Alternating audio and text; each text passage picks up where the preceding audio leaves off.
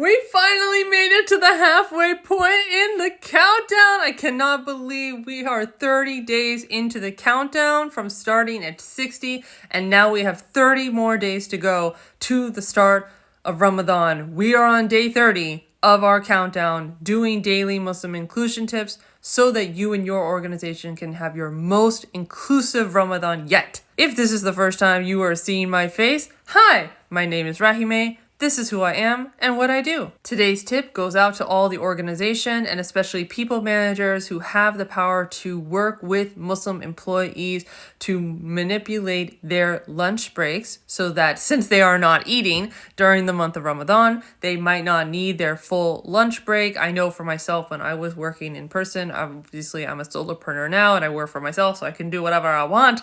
But when I was working in the office and as well working for organizations, I would use my lunch break not just to eat, not during the month of Ramadan, but to eat normally. And also I would do my prayers, my afternoon prayers during that time as well. But if I no longer needed to eat, I could shorten my lunch. So this is something that I would highly recommend as an inclusion practice for organizations that are dedicated to diversity, equity, and inclusion. And you want to apply those values to your Muslim staff during the month of Ramadan is to allow them to shorten their lunch if they so wish, making sure that you are asking whether the Muslims in your organization actually want such an accommodation, because there are Muslims who are going to want certain accommodations and there are going to be other Muslims who might want it slightly altered for their personal use and what's going to work best for their lifestyles and their personal idiosyncrasies. And there are going to be Muslims who absolutely do not want the exact same accommodation that these other Muslims do want, and that is all completely valid. So having said all of that,